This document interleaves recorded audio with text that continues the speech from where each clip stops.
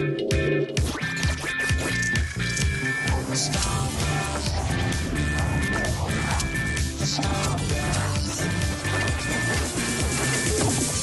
à toutes et à tous et bienvenue pour une nouvelle expérience musicale dans Starbuzz. Aujourd'hui, je vais vous parler de celui que l'on surnomme l'homme orchestre. Auteur, compositeur, interprète, les talents de Mehdi ne s'arrêtent pas là. Je vous le dis, ça va groover après le sommaire. Cette semaine, un Starbuzz qui groove en compagnie du chanteur Mehdi et la sélection des news du moment. Difficile de définir le style musical de Mehdi. Certains diront qu'il est funky pop, d'autres groovy pop, mais tous sont unanimes pour dire de lui qu'il est talentueux. Alors, histoire que vous puissiez juger par vous-même, je vous ai préparé un petit sujet en images. Mehdi, vous l'avez découvert dans Starbuzz, mais vous aimeriez sûrement en savoir plus, non? Alors, pour les curieux et les fans de musique, c'est le moment de tendre l'oreille. How Would You Do It est le titre qui a permis à Mehdi de se faire connaître en solo, mais avant d'en arriver là, il a connu un joli parcours. À 6 ans, il apprend la batterie au conservatoire de Nice, d'où il est originaire. Très doué pour la musique, il apprendra ensuite seul à jouer de la guitare, de la basse, du clavier, et en plus, il maîtrise le chant.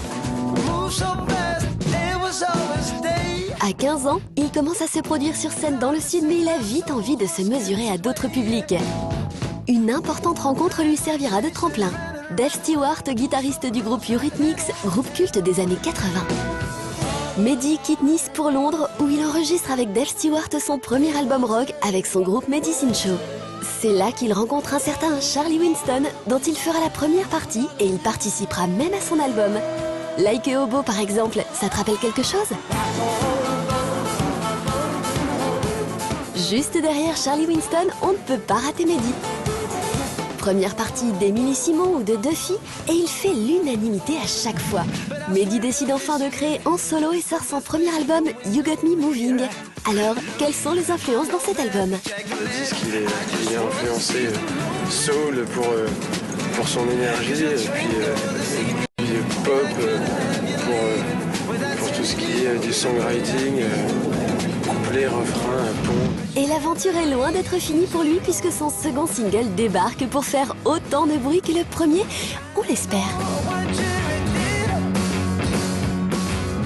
Mais de quelle planète nous vient cet artiste? Quel est son parcours? Et d'où lui vient toute cette énergie? Autant de questions que je ne pouvais laisser sans réponse, et c'est tellement plus simple lorsque l'on a la chance de le rencontrer pour qu'il nous explique tout ça lui-même. Tell me how would you do? Ooh, baby. Salut. Salut Mehdi, ça va? Et toi? Très bien, merci. Go back to something that is working. Est-ce que tu te rappelles de ton premier contact avec la musique? C'était avec une batterie à 4 ans, un jouet que mes parents m'ont offert un anniversaire, et puis comme on offre des jouets aux enfants, et puis celui-là je l'ai jamais quitté, donc du coup je leur dois beaucoup. Something special going on here. Look, I'm not bad, Jack the Lead. I just wanna seize the moment. Est-ce que la musique ça a toujours été une évidence pour toi? Donc ça on a compris, tu as commencé très jeune, mais vraiment te dire je vais vivre de la musique. Je crois que l'avantage quand on a une passion, on pense pas au côté vivre de ça. On a un peu cette insouciance, donc, mais ça a toujours été une évidence que la musique ne serait jamais loin de moi. Tous les jours j'écoute de la musique, tous les jours j'essaye de faire quelque chose dans la musique. Si c'est pas la mienne, c'est pour celle des autres. Après, comme j'ai été curieux de plein d'instruments, j'ai pu jouer de la guitare, de la basse et des claviers avec d'autres. Donc j'ai eu plusieurs vies dans la musique comme ça. Je joue un peu tout au ressenti et c'est comme ça que je prends la musique. Et le chant, c'est pareil. Dès que je me mets à trop penser à ce que je fais, je deviens très mauvais.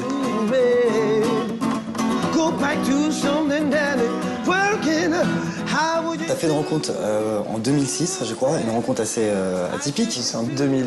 C'était en 2000. Tu parles de Dave Stewart? Ouais. Ouais, c'était en 2000. C'était en 2000. En fait, je jouais sur une plage privée en fait avec un groupe tout l'été. Et Dave Stewart allait faire son mariage là, donc il demande si on peut jouer pour son mariage. Et à son mariage, t'as Mick Jagger, rencontre incroyable. U2, enfin tout le monde. Et tout ce beau monde est venu me parler à la fin. Puis j'ai joué avec eux. Et Dave Stewart est revenu pour me chercher et me dire j'aimerais bien faire des choses avec toi en Angleterre, si ça te dit.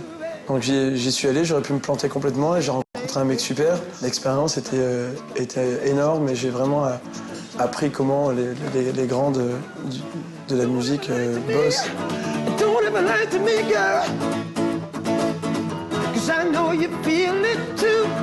Tu as aussi collaboré à la première partie, enfin, fait la première partie de Charlie Winston. Tu as travaillé sur son album. Est-ce que tu peux nous parler justement de cette période-là? Charlie, on se connaît depuis qu'on a 16 ans. Donc on fait de la musique ensemble depuis vraiment bien longtemps. On s'était perdu de vue et puis on s'est recroisés par hasard. Je suis rentré vivre à Paris après ma période de Londres, parce que j'y suis resté près de 6 ans. Et on s'est remis à faire de la musique et là, à en faire plus. C'est-à-dire que voilà, on a décidé que je joue de la batterie pour lui, qu'il écrive des chansons avec moi, que j'en écrive avec lui.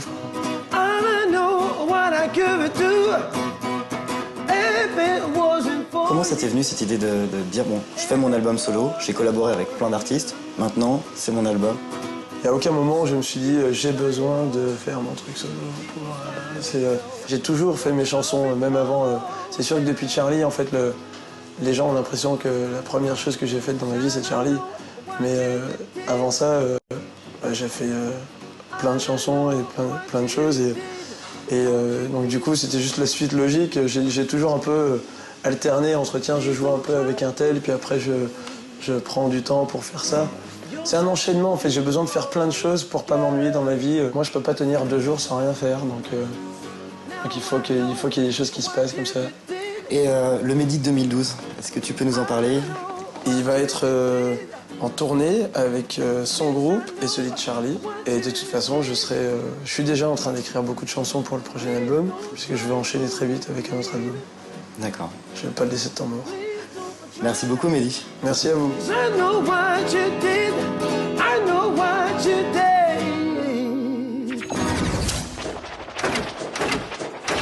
Dans les grandes villes, il y a tellement de choses à voir que sans un bon guide, on est vite perdu. C'est un peu pareil avec les sorties ciné, DVD, BD et jeux vidéo chaque semaine. Et dans ce cas-là, votre guide, c'est le Buzz Next. Attention, tiens-toi prêt à passer le portail magique pour quitter notre monde et entrer dans celui de Skyland. Et là-bas, ce sera toi, le maître de ce portail. Alors, qui t'attend là-bas? Zap, Chop Chop, Spyro et plein d'autres dont tu auras le contrôle. 30 personnages différents avec lesquels tu vas vivre évidemment de nombreuses aventures.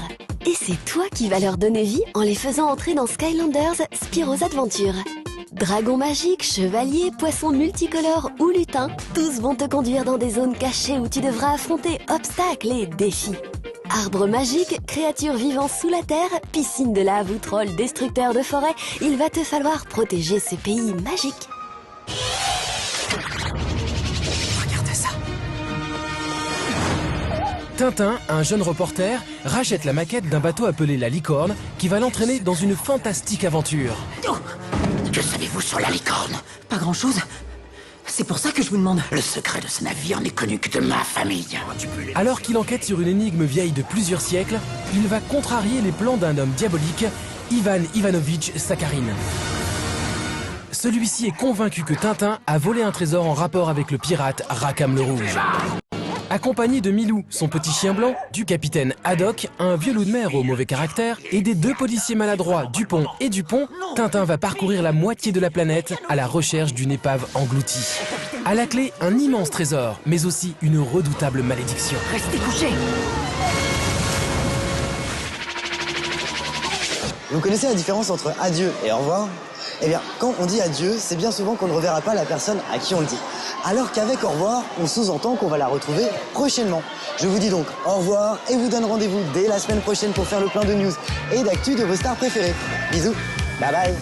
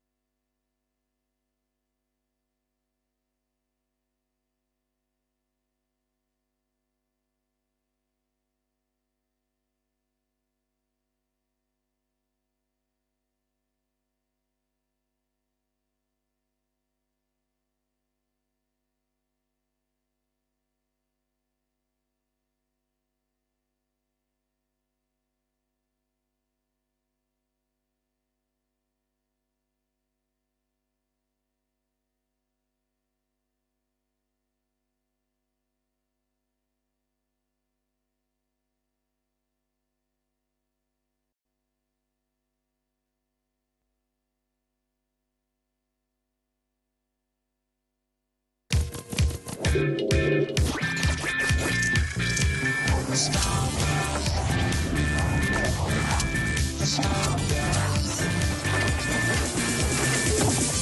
à toutes et à tous et bienvenue pour une nouvelle expérience musicale dans Starbuzz.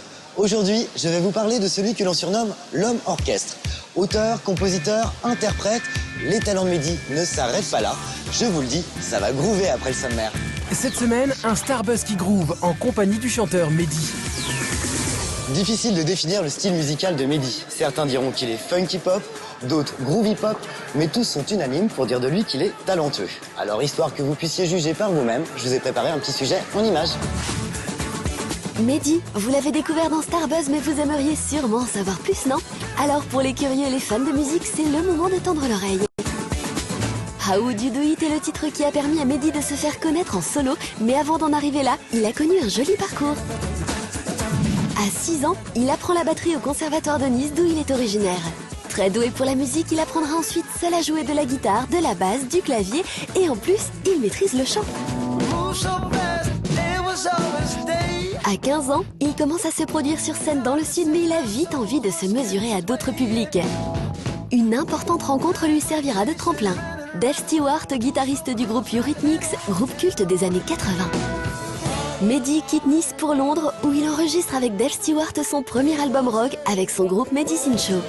C'est là qu'il rencontre un certain Charlie Winston, dont il fera la première partie et il participera même à son album. Like a Hobo par exemple, ça te rappelle quelque chose? Juste derrière Charlie Winston, on ne peut pas rater Mehdi. Première partie d'Émilie Simon ou de Duffy, et il fait l'unanimité à chaque fois. Mehdi décide enfin de créer en solo et sort son premier album You Got Me Moving. Alors, quelles sont les influences dans cet album? Le disque, il est influencé soul pour son énergie, et puis pop pour tout ce qui est du songwriting, couplet, refrain, pont.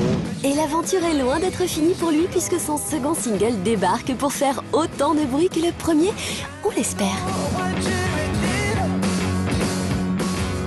Mais de quelle planète nous vient cet artiste? Quel est son parcours? Et d'où lui vient toute cette énergie? Autant de questions que je ne pouvais laisser sans réponse, et c'est tellement plus simple lorsque l'on a la chance de le rencontrer pour qu'il nous explique tout ça lui-même. Tell me how would you do? Ooh, baby. Salut. Salut Mehdi, ça va? Et toi? Très bien, merci. Go back to something that is working. Est-ce que tu te rappelles de ton premier contact avec la musique? C'était avec une batterie à 4 ans, un jouet que mes parents m'ont offert un anniversaire, et puis comme on offre des jouets aux enfants, et puis celui-là je l'ai jamais quitté, donc du coup je leur dois beaucoup. Something special going on here. Look, I'm not bad, Jack the Lead. I just wanna seize the moment. Est-ce que la musique ça a toujours été une évidence pour toi? Donc ça on a compris, tu as commencé très jeune, mais vraiment te dire je vais vivre de la musique. Je crois que l'avantage quand on a une passion, on pense pas au côté vivre de ça. On a un peu cette insouciance, donc, mais ça a toujours été une évidence que la musique ne serait jamais loin de moi. Que tous les jours j'écoute de la musique, tous les jours j'essaye de faire quelque chose dans la musique. Si c'est pas la mienne, c'est pour celle des autres. Après, comme j'ai été curieux de plein d'instruments, j'ai pu jouer de la guitare, de la basse et des claviers avec d'autres. Donc j'ai eu plusieurs vies dans la musique comme ça. Je joue un peu tout au ressenti et c'est comme ça que je prends la musique. Et le chant, c'est pareil. Dès que je me mets à trop penser à ce que je fais, je deviens très mauvais.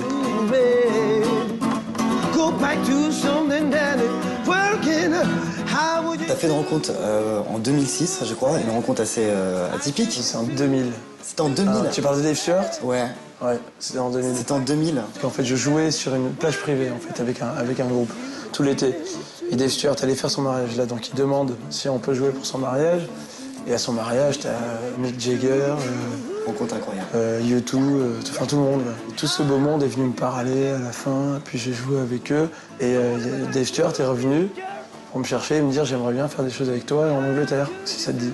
Donc j'y suis allé, j'aurais pu me planter complètement et j'ai rencontré un mec super. L'expérience était énorme et j'ai vraiment appris comment les grands de la musique bossent. Don't ever lie to me, girl. 'Cause I know you feel it too.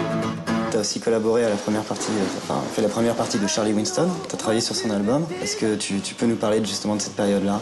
Charlie, on se connaît depuis qu'on a 16 ans.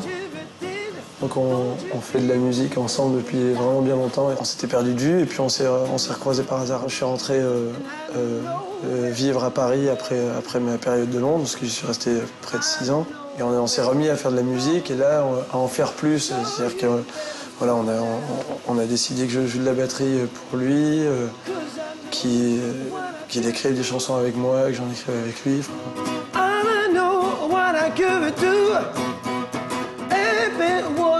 Comment ça t'est venu cette idée de dire bon, je fais mon album solo, j'ai collaboré avec plein d'artistes, maintenant c'est mon album? Il n'y a aucun moment où je me suis dit j'ai besoin de faire mon truc solo. J'ai toujours fait mes chansons, même avant. C'est sûr que depuis Charlie, en fait, les gens ont l'impression que la première chose que j'ai faite dans ma vie, c'est Charlie. Mais avant ça, j'ai fait plein de chansons et plein de choses. Donc du coup, c'était juste la suite logique. J'ai toujours un peu alterné entre tiens, je joue un peu avec un tel, puis après je prends du temps pour faire ça. C'est un enchaînement, en fait. J'ai besoin de faire plein de choses pour pas m'ennuyer dans ma vie. Moi, je peux pas tenir 2 jours sans rien faire, donc il faut qu'il y ait des choses qui se passent comme ça.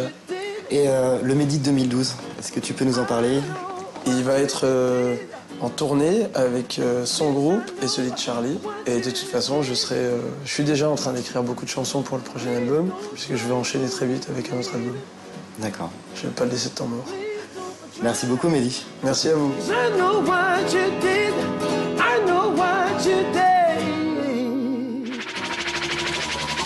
Vous connaissez la différence entre adieu et au revoir?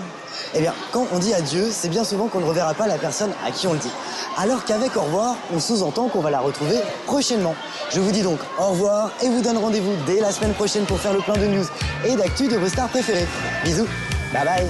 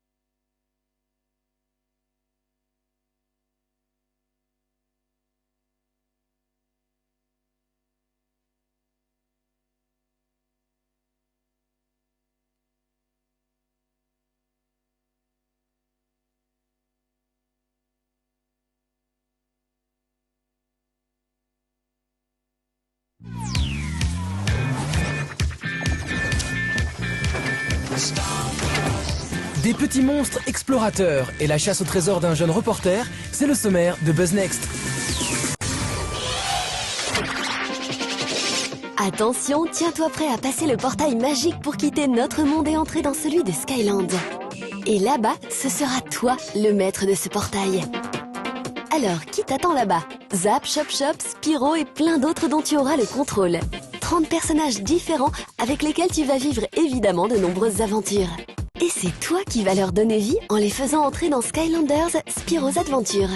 Dragons magiques, chevaliers, poissons multicolores ou lutins, tous vont te conduire dans des zones cachées où tu devras affronter obstacles et défis. Arbres magiques, créatures vivant sous la terre, piscines de lave ou trolls destructeurs de forêt, il va te falloir protéger ce pays magique. Regarde ça. Tintin, un jeune reporter, rachète la maquette d'un bateau appelé la Licorne qui va l'entraîner dans une fantastique aventure. Oh, que savez-vous sur la licorne? Pas grand-chose. C'est pour ça que je vous demande. Le secret de ce navire n'est connu que de ma famille. Alors qu'il enquête sur une énigme vieille de plusieurs siècles, il va contrarier les plans d'un homme diabolique, Ivan Ivanovitch Sakharine. Celui-ci est convaincu que Tintin a volé un trésor en rapport avec le pirate Rackham le Rouge. Accompagné de Milou, son petit chien blanc, du capitaine Haddock, un vieux loup de mer au mauvais caractère, et des 2 policiers maladroits, Dupont et Dupont, Tintin va parcourir la moitié de la planète à la recherche d'une épave engloutie. À la clé, un immense trésor, mais aussi une redoutable malédiction. Restez couchés.